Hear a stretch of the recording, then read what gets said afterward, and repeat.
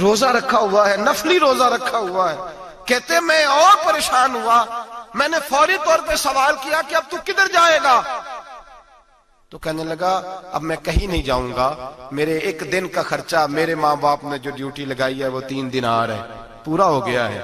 اب میں باقی جو وقت بچے گا یا قرآن پاک کی تلاوت کروں گا یا محمد عربی پہ درود و سلام پڑھوں گا. میں نے کہا افطاری کر لینا. کہنے لگا مجھے مسجد بتا دو، میں جا کے اللہ اللہ کرتا ہوں، مجھے شام کو لے آنا. افطاری ہمارے ساتھ اس کی طے ہو گئی، مسجد چلا گیا. مغرب بعد لینے گیا تو کہنے لگا عشاء کے بعد آنا، اب تو میں نے پانی سے افطار کر لیا، کھانا کھانے جاؤں گا تو جماعت رہ جائے گی. کہتے ہیں عشاء کے بعد میں لایا، اس کو کھانا کھلایا. رات گہری ہو گئی تو میں نے کہا تو سو نہیں جاتا؟ کہنے لگا کوئی عرض نہیں، کبھی دور مزدوری کرنے نکل جاؤں تو رہ بھی جاتا ہوں، گھر والوں کو پتا ہے. کہتے میں نے مسافر خانہ کھولا، یوں سمجھیے ڈرائنگ روم بیٹھک میں نے کھولی، اس کو سلا دیا. میں اور میری بیوی اپنی معذور بیٹی کو روٹی دینے گئے اور ہم نے جا کے اس کو کھانا کھلایا جو ٹانگوں سے معذور تھی، اور ساتھ کہا کہ بیٹی آج بڑا پرہیزگار جوان ہمارا مہمان ہے. آج چڑھتی جوانی اور تقوی کی روشنی اس کے چہرے سے چمکتی ہے. کیا بات ہے، بڑے ہی اچھے گھرانے کا تربیت یافتہ ہے. کہتے ہیں بچی کو کھانا کھلا کے لوٹے، اپنے کمرے میں سو گئے، بیٹی اپنے کمرے میں لیٹ گئی. ترس گئے تھے کہ بیٹی قدموں پہ چلے. تہجد کا وقت ہوا تو دروازے پہ دستک ہوئی. بڑی بے چینی کے ساتھ اٹھے میاں بیوی، کون ہے؟ بیٹی کی آواز آئی ابا جی دروازہ جلدی کھولیں. کہتے ہیں کلیجے پھٹنے لگے، ذہن بکھرنے لگے. سوچے ہیں کہ وہ 2-1 منٹ ہمارے اوپر پہاڑ بننے لگے. دروازہ کھولا تو وہ بیٹی جس کے لیے ترس گئے تھے کبھی چلے گی، وہ اپنی ٹانگوں پہ کھڑی ہے. کبھی دوڑ کے ادھر جاتی، کبھی دوڑ کے ادھر آتی. بیٹیاں پریشانی کا فون کر دیں تو پھر بھی آنسو نکل آتے ہیں، اور بیٹی گھر میں خوشی آ جائے تو پھر بھی ماں باپ رو کے ہی شکر ادا کرتے ہیں. ان کے لیے روتے ہی رہتے ہیں. کہتے ہیں میں تڑپ گیا. بیوی بھی رونے لگی، بیٹے یہ کیا ہوا؟ ہم تو مایوس ہونے لگے تھے معاذ اللہ کہ اب تو ٹھیک نہیں ہوگی، کیا ہوا؟ کہنے لگے ابا جی اماں جی آپ نے بتایا نا نیک جوان آیا ہے، نیک آیا ہے، تو میں آپ چلے گئے تو میرے دل میں خیال آیا اے اللہ اگر وہ واقعی نیک ہے تو اس کے صدقے مجھے شفائی عطا فرما دے. یا ایھا الذین آمنوا اتقوا اللہ وابتغوا الیہ الوسیلہ، اے اللہ صحت ہی دے دے. کہتے ابھی میری دعا بھی پوری نہیں ہوئی کہ میرا وجود حرکت کرنے لگا، اور یہ دیکھو میں اٹھ کے کھڑا ہو گئی ہوں. کہتے ہیں ہم لوگوں نے یہ دیکھا تو بھاگے اس کے کمرے کی جانب. جب دروازے پہ ہاتھ رکھا تو دروازہ کھل گیا. آگے گئے تو پلنگ خالی تھا، ایک رکا چھوڑ گیا ہے. کہنے لگا مجھے پتا ہے میری حقیقت کھل گئی ہے، میں تو اللہ کا بندہ ہوں. اگر تمہیں مجھ سے ذرا بھی پیار ہو گیا ہے تو پھر میرے پیچھے نہ بھاگنا، اللہ کی بارگاہ میں جھک جانا، پھر گناہوں سے توبہ کر لینا. کہا وہ تربیت یافتہ جوان آیا ہے اور مجھے بدل گیا ہے. میرے بھائی ماں باپ کی ذمہ داری اولاد کو نکھارنا ہے، ان کو سنوارنا ہے. روزی روٹی کی ذمہ تو اللہ تبارک و تعالیٰ نے لیا ہوا ہے. جو ڈیوٹی اللہ کی تھی وہ معاذ اللہ ہم نے اپنے ذمہ لے لی ہے. اولاد کو رزق حلال کی تربیت کریں، انہیں حکم دیں کہ وہ ہاتھ نہ پھیلائیں، انہیں کہیں کہ وہ محنت کر کے کھائیں، لیکن اصل تو ان کا اخلاق سنوارنا ہے. بچے ہمارے ان کی پوزیشن اتنی خراب ہو جاتی ہے، ہم لاڈ پیار میں اتنا ضدی کر لیتے ہیں. جب جس بچے کا ماں باپ کے ساتھ گزارا نہیں، بتلائیے وہ بیوی کے ساتھ گزارا کرے گا؟ جس کا ماں باپ کے ساتھ وقت نہیں گزرتا وہ بہن بھائیوں کے ساتھ گزارے گا؟ جس کا ماں باپ کے ساتھ وقت نہیں گزرتا وہ کولیگز کے ساتھ وقت گزارے گا؟ کس طرح وہ اپنے آپ کو، میرے نبی کریم سید عالم صلی اللہ علیہ وسلم نے ڈیوٹی لگائی کہ ماں باپ اپنے بچے کی تربیت کریں، انہیں اللہ سے جوڑیں. تکلیف میں وقت گزارا جناب اسماعیل نے. ایک روایت ایسی بھی ملتی ہے کہ 13 سال حضرت ابراہیم پلٹ کے گئے نہیں بیٹے کا پتہ لینے، لیکن جب بھی بیٹے نے ماں سے باپ کے بارے میں پوچھا کہ میرے والد کیوں نہیں آتے تو ماں نے ایک ہی لفظ کہا، بیٹے جناب ابراہیم اللہ کے نبی ہے اور اللہ کے حکم سے ہمیں چھوڑ گئے ہیں. ایسی تربیت، ایسی ٹریننگ بچے کے ذہن کو بدل ڈالا، اسے اللہ والا بنا لیا. اور ہمارے مفسرین نے بحث کی ہے کہ جناب اسماعیل جو اللہ کی راہ میں قربان ہونے کو تیار ہو گئے، ان کے سینے میں جو رب کریم کا اتنا پیار موجزن ہوا کہ وہ گردن کٹانے پہ تیار ہو گئے. تو فرماتے ہیں یہ تربیت جناب ہاجرہ کی تھی، یہ ٹریننگ حضرت وہ فیضان نظر تھا، یہاں کے مکتب کی کرامت تھی. سکھائے کس نے اسماعیل کو آداب فرزندی؟ میرے بھائی یہ جناب ہاجرہ نے تربیت دی. ایک بہت بڑے محدث ہیں، اتنے بڑے محدث ہیں کہ میرے نبی کریم کی مسجد نبوی میں وہ حدیث کے استاد رہے. حضرت ربیعہ بن عبد الرحمن نبی پاک کی مسجد نبوی میں حدیث کے استاد ہوئے. اور حضرت حسن بصری جو جناب علی کے شاگرد ہیں وہ بھی حضرت ربیعہ کے شاگرد ہوئے. حضرت امام مالک جو 70 سال تک مدینہ اور مکہ میں حدیث پڑھاتے رہے وہ بھی حضرت ربیعہ کے شاگرد ہیں. ان کے والد کا نام تھا عبد الرحمن فروغ. تاریخ بغداد میں لکھا ہے کہ بنو امیہ کے دور میں تابعین کے زمانے میں جناب عبد الرحمن بن فروغ گھر سے چلے گئے. ایک روایت ہے بچہ چھوٹا تھا, ایک روایت ہے بچہ ابھی ماں کے پیٹ میں تھا, جہاد کرنے چلے گئے. اس دور میں یہ جہاد ہوتا تھا کہ ایک علاقہ فتح کیا تو مسلمان اگلے علاقے میں چلے گئے, اگلا فتح کیا تو اگلے علاقے, ایک کے بعد دوسرے لوگ پلٹ کے نہیں آتے تھے. حضرت عبد الرحمن گئے 30,000 دینار بیوی کو دے گئے, کہنے لگے سنبھال کے رکھنا. اور جہاد کرنے نکلے تو 27 سال تک گھر ہی نہیں آئے, اور 27 سال کے بعد آئے تو حضرت ربیعہ محدث بن چکے ہیں, مسجد نبی میں حدیث کے استاد ہیں, بیٹا بہت بڑا شیخ بن گیا. واپس آئے, ہاتھ میں نیزہ ہے, کالی داڑھی تھی ساری سفید ہو گئی, وجود بڑا تگڑا تھا, کمزوری آ گئی. آئے, نیزہ پکڑا ہوا ہے, گھوڑے پہ بیٹھے ہیں, مدینہ منورہ میں گھر ہے, دروازے پہ دستک دی. حضرت ربیعہ نے دروازہ کھولا, اندر داخل ہونے لگے تو کہنے لگے بابا تو کدھر گھستا آ رہا ہے؟ کدھر؟ اس نے کہا تو پیچھے ہٹ, تو میرے مکان پہ کب سے قبضہ کر کے بیٹھا ہے. بات تیز ہونے لگی, آواز تھوڑی بزرگوں کی بلند ہونے لگی تو اندر سے زوجہ نے سن لیا. وہ دروازے کی اوٹ سے دیکھنے لگی تو پہچان گئی, کہنے لگی ربیعہ پیچھے ہٹ جا, یہ کوئی غیر نہیں ہے, تیرے والد گرامی ہے, یہ تیرے والد ہیں. اندر آئے, باپ بیٹا ملے, عصر کی نماز کا وقت ہو گیا, بڑا روئے.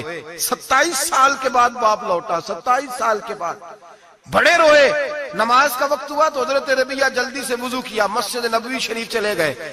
جناب عبد الرحمن فروغ نے ابھی کھانا وانا کھانا تھا, کھانا کھانے بیٹھے تو حکم دیکھے شوہر کیا کرتا ہے. یہ نہیں پوچھا کہ 27 سال حال کیا رہا, پوچھنے لگے میں تجھے 30,000 دینار دے گیا تھا, وہ کدھر ہے؟ تو زوجہ کہنے لگی کھانا کھا لو, عصر کی نماز پڑھ کے آؤ, پھر بتاتی ہوں پیسے کہاں ہیں, آپ کی رقم بڑی اچھی جگہ پہ محفوظ ہے. کہتے ہیں میں نماز پڑھنے مسجد گیا, عصر کی نماز کے بعد میرے نبی پاک کے منبر پر ایک نوجوان بیٹھا ہے. گھر میں تو ان کا انداز ٹوپی پہننے کا تھا نا, سادے عام لباس میں, مسجد نبی میں جبہ پہنا ہے, سر پہ امامہ ہے, خوبصورت لب و لہجے میں رسول اللہ کے منبر پر بیٹھ کر, نبی پاک کے منبر پر بیٹھ کر, پتہ نہیں آپ کو اس بات کی لذت نصیب ہو رہی ہے کہ نہیں, عام جگہ نہیں, نبی پاک کے حضور کے منبر پر بیٹھ کر نبی پاک کی حدیثیں سنا رہے ہیں. اتنا بڑا مقدر. کہتے حضرت امام مالک جیسے لوگ, خواجہ حسن بصری جیسے لوگ کاغذ قلم لے کے حدیثوں کی سماعت کر رہے ہیں, ان سے درس لے رہے ہیں. جناب عبد الرحمن کہتے ہیں میری نظر اٹھی, کچھ بوڑھا ہو گیا تھا, کچھ اس وقت وہ ٹوپی میں سادے لباس میں تھے, پہچان نہ پایا. ایک شخص سے پوچھا یار ہے تو جوان پر اس کے چہرے کی نورانیت میرے دل کو بھا گئی ہے تو جوان پر اس کا حدیثیں بیان کرنے کا انداز میری طبیعت کو گھائل کر گیا. یہ کون ہے جو نبی پاک کی مسجد میں بیٹھ کے حدیثیں بیان کر رہا ہے؟ تو کہتے امام مالک کہنے لگے بابا جی چپ کر جاؤ, ہمارے استاد کے بارے میں اونچے لب و لہجے میں بات نہ کرنا, دیکھتے نہیں کتنے کتنے لوگ بیٹھے ہوئے خاموشی سے. تو میں نے کہا مجھے بھی تو بتا دو نا ہے کون. تو کہنے لگے کوئی عبد الرحمن فروغ نام کے بزرگ ہیں, یہ ان کے بیٹے ہیں, ربیعہ نام ہے. کہتے ہیں جب لفظ کہے تو میرے آنسو چھلک کے باہر آئے اور میں حضور کی مسجد میں گر گیا اور رونے لگا کہ یہاں اور میرے رسول پاک سید عالم صلی اللہ علیہ وسلم کے منبر پر اور میرا بیٹا. کہتے میں تڑپ کے گھر گیا اور گھر جا کے میں نے اپنی بیوی کو جب دیکھا تو میرے آنسو نکل گئے. میری بیوی سمجھ گئی کہ یہ میرے محدث بیٹے کو دیکھ آیا ہے. کہتے ہیں بیوی رو کے کہنے لگی میں نے آپ کے 30,000 دینار آپ کے بیٹے کو مصطفیٰ کریم کی حدیث کا استاد بنانے میں خرچ کر دیے. میں نے وہ 30,000 دینار خرچ کر دیے, 30,000 دینار آپ کا بیٹا میں نے. تو کہتے ہیں میں اپنی بیوی کی طرف دیکھنے لگا, میں نے کہا قربان جاؤں, میں اگر اللہ کے دین کے رستے میں تھا تو نے میرے ساتھ نیکی کی ہے, میرا بیٹا بھی دین کے رستے پہ لگا دیا. میرے بھائی اللہ سے جوڑا, اللہ سے جوڑا. ان لوگوں نے اپنی اولادوں کو رب کریم والا بنایا, ان لوگوں نے اپنی اولادوں کو. اور پھر جب ارشاد فرمایا کہ چھوٹی چھوٹی برائی, ایک لقمہ حرام سے بھی وہ لوگ بچے. اور پھر جو آیت نمبر 18 نے کہا کہ وَلَا تُصَغِّرْ خَدَّكَ لِلنَّاسِ, بیٹے منہ پھیر پھیر کے نہ جا, پھیر پھیر کے نہ جا. اگر آپ ناراض نہ ہوں تو ہم تربیت دیتے ہیں, کہتے ہیں اس بچے کے ساتھ نہ پھرا کر, یہ غریب ہے, اس کے ساتھ نہ پھرا کر. وَلَا تَمْشِ فِي الْأَرْضِ مَرَحًا, حضرت لقمان بیٹے سے کہتے ہیں منہ پھیر پھیر کے لوگوں سے بات نہ کر اور اکڑ اکڑ کے نہ چل. إِنَّ اللَّهَ لَا يُحِبُّ كُلَّ مُخْتَالٍ فَخُورٍ, اللہ کو وہ پسند ہی نہیں جو اکڑ اکڑ کے چلے اور اترائے. ابھی بھی رواج ہے کہتے ہیں دوستی لگانا تو اپنے برابر کے دوستوں سے، ایسے نہ وہ ہمارا سٹیٹس ہی نہیں، ابھی بھی وہ فرق، جو تو سید بھی ہو، مرزا بھی ہو، افغان بھی ہو، تم سبھی کچھ ہو، بتاؤ کہ مسلمان بھی ہو۔ عاجزی کا درس دیا اپنی اولاد کو، عاجزی کا، ان کو ادب سکھایا، ان کو انکساری سکھائی، لوگوں کے اندر مل بیٹھنے کا درس دیا۔ جو آدمی انکساری والا ہوتا ہے، عاجزی والا ہوتا ہے، یوں سمجھو اسے شہد لگا ہوا ہے، دنیا خود اس کے پیچھے بھاگ بھاگ کے آتی ہے۔ جو سب کے ساتھ اس نے سلوک کرنے کا عادی ہوتا ہے، لوگ اس کے گرویدہ ہو جاتے ہیں۔ لیکن جس آدمی کو آپ اکڑنا سکھا دیں، جس بچے کو آپ کہیں بس تو ہے اور کوئی بھی نہیں، اس کی اپنی زندگی بھی اس کے لیے پریشانی والی ہو جاتی ہے۔ میرے نبی رحمت سید عالم صلی اللہ تعالی علیہ وآلہ وسلم نے ارشاد فرمایا، کسی باپ نے اپنے بیٹے کو جو سب سے اچھا تحفہ دیا ہے وہ یہ ہے کہ اس نے اپنے بچے کو اچھا ادب سکھا دیا ہے، اپنے بچے کو اچھا۔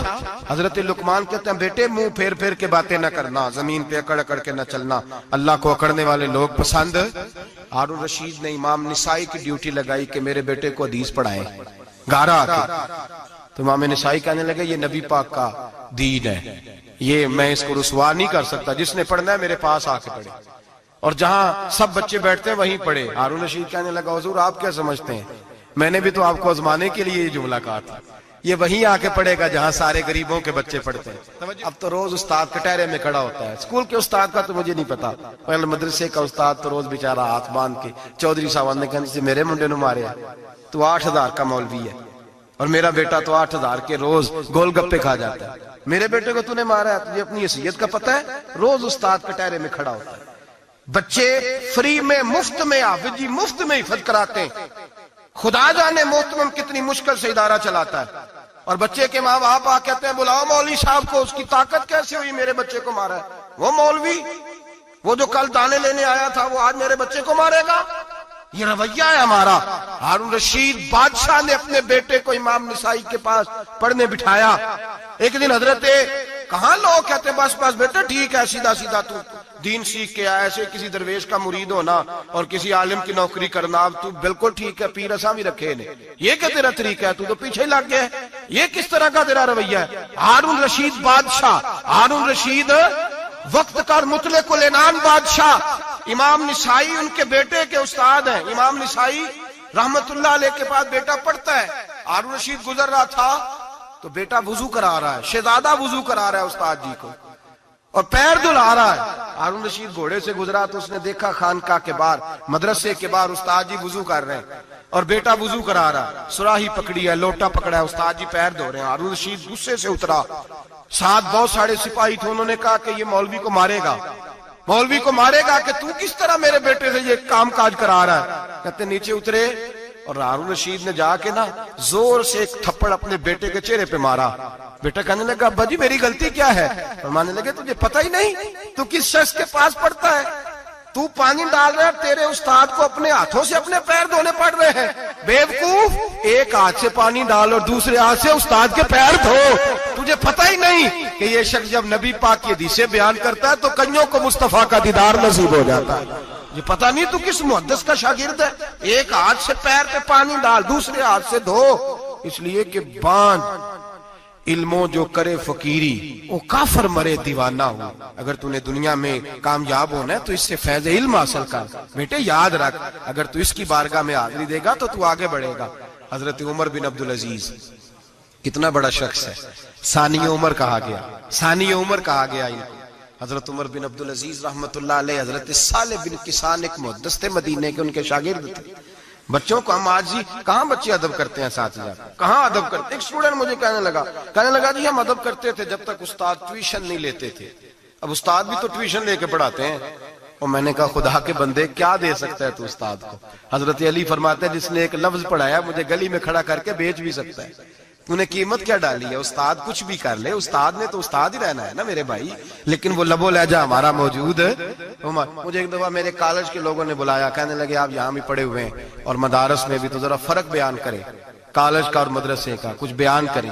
میرے ٹیچرز بھی تھے بہت سارے، تو میں نے کہا معذرت کے ساتھ یہاں تو بڑا مشکل ہو جائے گا بات کرنا، لیکن ایک جملہ میں نے مدرسے اور کالج میں ایک فرق محسوس کیا ہے، ہمارا مدرسے کا طالب علم آج بھی ہمارے جوتے اٹھا کے آگے رکھتا ہے، وہ آج بھی استاد کی موٹر سائیکل کو ٹاکی مارتا ہے، آج بھی صاف کرتا ہے، ہمارا مدرسے کا طالب علم آج بھی استاد کو پشت نہیں کرتا، لیکن کالج کا طالب علم پوچھتا ہے اسلامی اطلاع آیا ہے، انگریزی والا آیا ہے؟ میں نے کہا اس کے تو لب و لہجے میں ادب نہیں ہے۔ اس لیے میں نے دونوں جگہ وقت گزارا تو میں سمجھا ہوں بڑے حالات خراب ہیں مدرسوں میں بھی۔ اب وہ کیفیت نہیں رہی جو بزرگوں کی تھی، لیکن پھر بھی اگر ادب ہے تو مدارس میں ابھی بھی ہے، ابھی بھی خانقاہوں میں ادب ہے، یہاں ابھی بھی خیر کی توقع موجود۔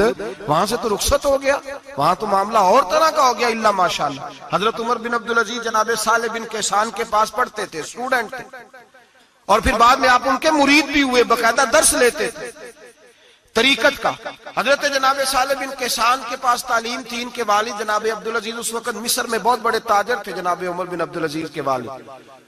تو ان کے پاس چھوڑ گئے، کہا میرے بیٹے کی صرف ان کو دین نہ پڑھانا، اس کی روحانی تربیت بھی کرنا۔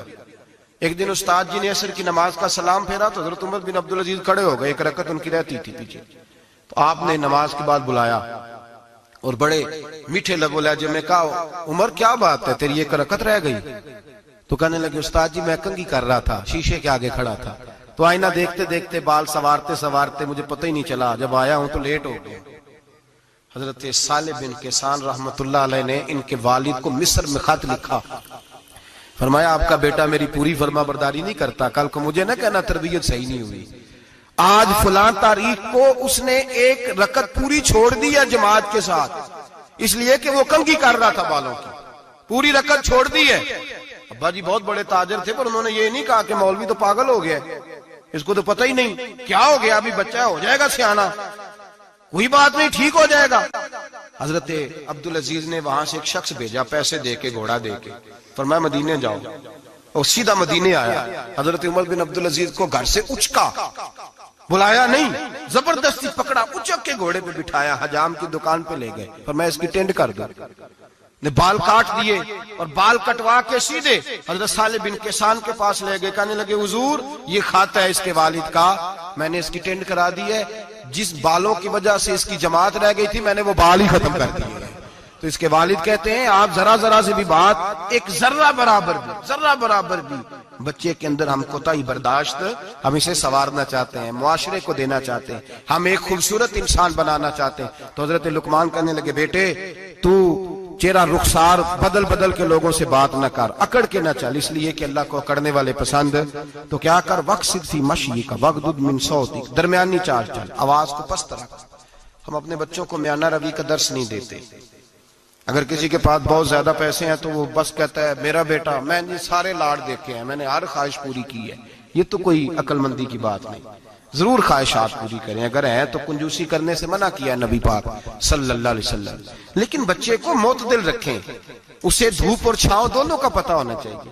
اگر زمانے میں کبھی کڑی دھوپ آ جائے تو اسے اندازہ ہو کہ میں نے یہاں کیسے کھڑے ہونا ہے، اس کو درمیانہ اور میانہ روی کا اسے درس دیں، اسے پتہ ہو، وہ نرم دل بھی ہو اور برائی کے مقابلے میں ڈٹ جانے کی طاقت بھی رکھتا ہو۔ بچے کو درمیانہ رستہ، میرے نبی کریم علیہ الصلوۃ والسلام نے فرمایا ما علم نقتصد، جو درمیانی چال چلتا ہے وہ کبھی تنگ نہیں ہوتا، اور خیر الامور اوسطھا، سب سے بہترین رستہ وہ ہے جو درمیانہ ہوتا ہے، اس میں افراط و تفریط نہیں ہوتی۔ بچوں کو درمیانہ پن سکھائیں، ان کے لب و لہجے کے اندر ایسا مزاج پیدا کریں کہ جس کے اندر وہ اپنی دنیا کے اندر بڑے سنور کر، بڑے نکھر کر وہ ترازو لے کے نکلیں تو وہ پورے عدل کے ساتھ اپنی زندگی گزاریں۔